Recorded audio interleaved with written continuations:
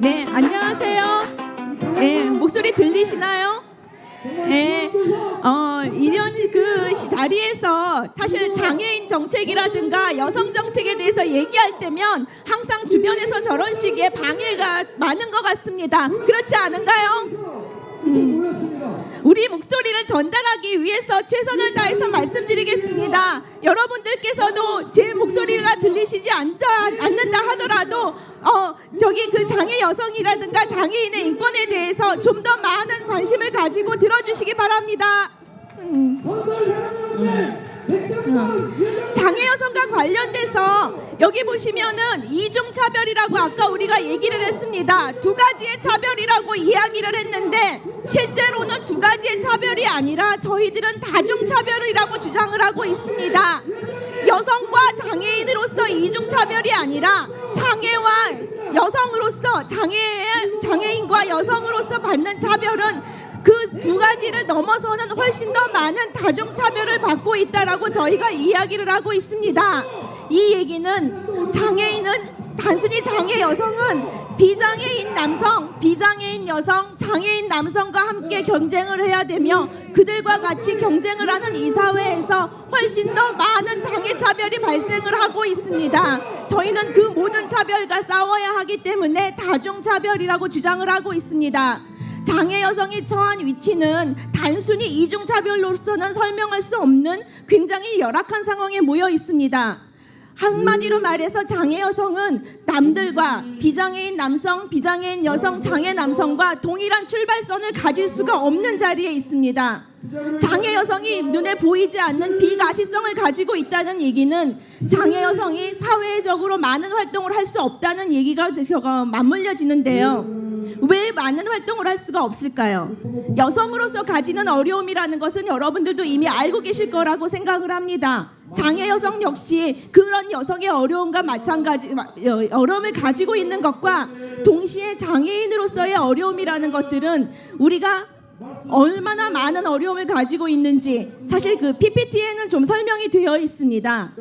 장애 여성의 교육이라든가 장애 여성이 처한 상황은 장애 여성의 학력 비율이 장애 여성이 가지는 무학이라고 하는 학력 비율이 장애 남성의 4배에 이르고 있고요. 장애 여성의 대학 졸업률은 장애 남성의 3분의 1 수준에 머무르고 있습니다. 경제 활동 역시 50%에도 미치지 못하고 있습니다. 그 모든 장애 차별과 관련된 그 모든 것을 안고 가는 것이 장애 여성인데요. 그런데 우리나라에서 장애 여성 정책과 관련돼서 항상 저희들한테 하는 얘기가 있습니다. 어떻게 해주면 되겠느냐? 정책 제안을 하라라고 저희한테 얘기를 하는데 어디에다 중점을 두어야 하는 저희는 관점이 틀렸다라고 생각이 됩니다. 모든 사람들은 자신이 원하는 자기결정권을 가지고 자신이 원하는 삶을 영위할 수 있는 그 상한선이 있어요.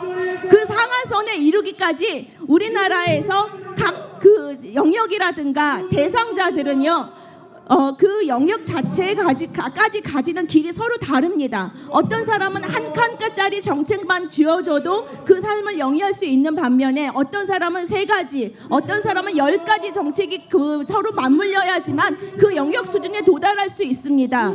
따라서 저희들한테 몇 가지 정책을 제안하라고 해봤자 어디에다 중점을 두느냐, 관점을 장애 여성이 맨 위에 자기 결정권을 가지고 자신의 삶을 영위할 수 있는 그 수준에 도착하기 전까지 몇 가지 장애 정책이 있어야 되는가 하는 것은 아무도 모릅니다. 근데 그것을 우리 보고 정책을 제안하라고 하는 거거든요. 관점은 몇 가지 정책을 저희가 제안해서 이루어지는 것이 아니라 국가는 장애 여성 또는 장애 여성뿐만이 아니라 모든 소수자, 장애인을 포함한 모든 사람들이 자기결정권을 가지고 자기가 영위하고 싶은 삶을 영위하는 그 수준까지 도달할 수 있도록 만들어줘야 됩니다. 그렇기 때문에 우리 장애 여성과 또는 장애인도 마찬가지지만은요, 그 수준까지 도달하기 위한 수없이 많은 정책을 그동안 제안을 해왔지만 아무 소용이 없지 않았습니까?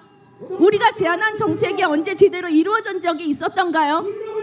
우리가 그때까지 이제까지 노력한 것의 대가라는 것은 우리가 정책을 제안해서 이루어지는 것이 아니라 관점을 어떻게 가지느냐에 따라서 달라질 수가 있습니다. 어쨌든 정책 두 가지만 저희도 제안을 해보도록 하겠습니다. 첫 번째, 저희가 제안하고자 하는 정책은 일가정 양립을 위한 홈헬퍼 제도를 저희들한테 도입을 해달라고 하는 것입니다. 2014년도에 장애여성 네트워크가 양성평등교육진흥원의 지원을 받아서 2달간 홈헬퍼 제도를 운영을 했었습니다. 이 2달간의 시범 사업을 통해서 장애여성들이 얻은 것은 자신의 삶을 스스로 설계할 수 있는 방법이 있다라는 그 자기 인식이었었습니다. 2달간을 해보고 나서 장애여성들이 그렇게 얘기를 하더라고요. 자신들이 그동안 얼마나 많은 전쟁 같은 삶을 살고 있었는가를 이 딱 2달간의 경험을 통해서 더 확실하게 느꼈다라는 것이죠. 일과 가정 양립이라는 것, 장애 여성들이 우리가 왜 그런 일을 그동안 못하고 있었는가? 장애 여성이라고 한다 하더라도 우리들한테 주어지는 장애 여성에 대한 기대는 여성으로서 모든 것을 다 할 수 있어야 된다라고 하면은 양육이라든가 아니면 가정일이라든가 또는 직업생활까지도 완벽하게 해내야지만 장애 여성이 제 몫을 다했다라는 사회적인 인식을 그대로 저희들도 가지고 있었습니다. 그런데 홈헬퍼 제도를 통해서 단순히 그런 것이 아니라 우리 삶을 우리가 만들어낼 수 있다는, 우리 스스로 설계해낼 수 있다라는 방법이 있다는 것을 그때 깨달았고, 그 뒤로도 저희는 이 과정을 계속해서 반복을 하고 있습니다. 홈헬퍼 제도가 활동보조 제도와 겹친다라는 지적이 많은데요. 그러니까 여러분들이 한번 생각을 해보시면 활동보조인 제도는, 활동지원 제도는 장애인과 활동 지원인이 항상 같이 있어야지만 이루어지는 과정입니다. 그 안에 물론 가사 지원이라든가 몇 가지가 있기는 있지만, 내가 밖에 가서 일을 하고 있고 내가 밖에 가서 활동을 하고 있는데 진짜 내가 해야 할 일이 만약에 집안에 쌓여 있다라면 여러분 생각은 어떠신가요? 아이를 집에 놓고 혼자서 나와서 일을 해야 된다라든가 내가 어떤 활동을 해야 되는데 그것이 지원되지 않는다라고 하면은 활동보조인은 내가 같이 다녀야 되고, 내가 활동하는데 활동보조인이 필요한데 가정에서의 나머지 일들이 남아있는 것은 어떻게 우리가 처리를 해야 될까요? 기존의 활동보조인 제도와 맞물려서 가사도우미라든가 이 홈헬퍼 제도가 지자체를 중심으로 해가지고서는 일부 지원이 되고 있습니다. 그런데 그 홈헬퍼 제도는 저소득 장애 여성들을 위해서 모성권 보호라는 측면에서 한시적이고 장애 여성을 수동적인 존재로 보면서 내가 필요한 것을 지원해 주겠다라고 하는 수혜적인, 그러니까 시혜를 베푸는 입장에서 나온 것이지, 실제로 장애 여성이 어떻게 해서 어느 부분에서 필요로 하는지, 어떤 부분에서 이 도움이 필요한지에 대해서는 장애 여성 자체한테 묻지 않았던 제도입니다. 묻지 않았기 때문에 이 제도를 어떻게 이용을 하느냐, 이용자가 많지 않다라든가 이용자를 어떻게 해야 되는지 모르겠다라든가 이런 식으로 이루어지고 있었는데요. 실제로 장애 여성들이 내가 필요로 하는 부분에서 내가 필요로 하는 시간에 내가 필요로 하는 서비스를 이용할 수 있다라고 하면은 그것은 자신의 일상생활을 설계하는 것과 더불어서 장애 여성 스스로의 삶과 그 장애 여성이 속해 있는 가정과 그 장애 여성이 일하고 있는 모든 직장에서에도 마찬가지로 모든 자신은 자기 결정에 의해서 자신의 삶을 영위할 수 있는 방법일 것입니다. 장애 여성에게 있어서 이 모든 것들은 자신 스스로 설계할 수 있는 방법을 알려줘야 되는 거고요. 이것이 어떤 제도로서 어떻게 이루어져야 되는가 하는 것들에 대해서는 저희들의 경험치를 가지고서는 충분히 제시를 할 수가 있습니다. 자, 그 부분을 넘어서서 또 한 가지 제시를 하고자 하는 것은 여성 정책에 있어가지고서는 장애인지 관점이 도입이 되어야 한과 그 다음에 장애인 정책에서 성인지 관점이 도입이 되어야 한다라는 점입니다. 여성 정책과 관련돼서 공공장소라든가 아까 그 말씀하셨던 접근권과 관련해서 도로나 그 밖에 여러 그 길을 위해서 또는 장소적인 측면에서는 지원이 많이 이루어지고 있습니다. 서서히 천천히지만 인식이 변해가고 있는데 그 안에서 그렇게 이루어지는 여성 정책 안에 장애인지 관점이 빠져 있습니다. 만약에 수유시설이라든가 여성 휴게실에 장애인 여성이 아이를 데리고 간다라고 한다라면은 그곳에 들어갈 수 있었을까요? 실제로 공공장소에서 장애 여성이 아이를 데리고 같이 이동할 수 있는 방법이 또는 그러한 모습이 사실은 그렇게 쉽지 않습니다. 접근권도 제한이 되어 있고 그다음에 그런 곳에 접근할 수 있도록 장애인 시설 자체가 이루어지지 않고 있습니다. 반대로 장애인 정책에 있어서는요, 성인지 관점이 제대로 적용이 되지 않기 때문에 장애인과 관련된 정책 자체를 저희가 다시 한번 장애 여성의 입장에서 설명을 해야 됩니다. 사실 이 부분에 있어서는 정책과 관련돼서는 성인지 관점이 얼마나 부족한지 장애 남성들은 사실은 잘 모르실 거예요. 실제로 제가 근무하던 장애인 우리나라에서 중앙단체라고 하는 장애인 단체에서 장애 여성 정책을 가지고 저희가 사업 계획을 수립을 했을 때 항상 위에서 그 사업 계획이 모조리 삭제됐었습니다. 그 이유는 단 한 가지였습니다. 장애인 전체 문제를 다루어야 하는 단체에서 장애 여성과 같은 지역적인 문제를 다룰 수 없다는 것이 그 이유였습니다. 정말 장애 여성의 문제가 그런 지역적인 문제였는지 다시 한번 묻고 싶고요. 그 다음에 장애 여성의 정책이 과연 이런 단체에서 이루어질 수 없는 것인가를 묻고 싶은데 장애 남성들은 여기에 대해서 아무런 인식도 없는 상태입니다. 따라서 장애인 정책과 관련돼서 성인지 관점이 반드시 도입이 돼야 되기 때문에 여성 정책에서 장애 관점 도입과 장애 정책에서 성인지 관점 도입을 어떻게 도입을 해서 그것을 적용할 것인가, 이 부분에 대한 정책을 수립해야 된다라고 생각이 됩니다. 장애 여성은 장애인이기 이전에 여성으로서의 정체성을 가지고 있습니다. 또한 장애 여성은 항상 남들과 함께 동일한 출발선에서 출발하지 못했기 때문에 지금 어떤 정책을 갖다 넣는다 하더라도 동일한 출발선을 보장받지 못하고 있습니다.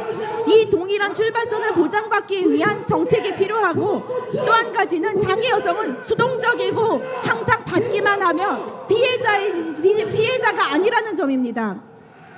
장애 여성 역시 자기결정권을 가지고 일상생활을 능동적으로 설계할 수 있으며 그렇게 하기 위한 정책적인 지원이 이루어져야 된다고 생각합니다. 자, 그렇다면은 여기서 아까 얘기했던 장애 관점의 전환을 한번 생각을 해보겠습니다. 우리가 장애 정책에다가 중점을 두어야 되지 않고 자기 결정권을 가지고 영위할 수 있는 삶에 중점을 줘야 된다라고 말씀을 드렸는데요. 저희에게 항상 정책을 가져오라고 얘기를 했을 때 정책을 가지고 가게 되면은 우리의 정치권에서 하는 얘기는 이 정책은 법률적으로 여기에 위반이 되고 여기는 중복이 되고 이거는 이렇게 생기 때문에 적용하기 어렵다라는 답변이 돌아옵니다. 근데 한번 다시 생각을 해보죠. 저희가 정책을 만들면서 법률적인 것도 고려해야 되고 그 정책이 실현 가능한가, 예산은 어떻게 만들어야 되는가를 저희가 만들어야 될까요? 장애인 정책을 만들면서 그것을 저희가 다 모든 것들을 고려해야 될까요? 그건 저희 몫이 아니라 저희는 이렇게 해달라라고, 이것이 인간다운 삶이고 자기 결정권을 보장받을 수 있는 정책이라는 것을 주장을 한다면 그것을 어떻게 구현하고 어떻게 실천할 것인가를 결정하는 것이 바로 정치가들이 해야 되는 것이라고 생각을 합니다. 그걸 왜 우리가 해야 되나요? 그것을 할 수 있도록 실현하라고 우리가 거기에 뽑아줬고 우리 세금을 내서 그들이 월급을 받고 있습니다. 그렇다면은 우리가 원하는 것을 얘기했을 때 그것을 정책적으로 어떻게 실현할 수 있는가, 저희가 가지고 간 정책이 옳은가 그른가를 판단하고 평가하는 것이 그들의 태도가 아니라 어떻게 실현할 것인가의 방향성을 오히려 저희한테 제시를 해줘야 됩니다.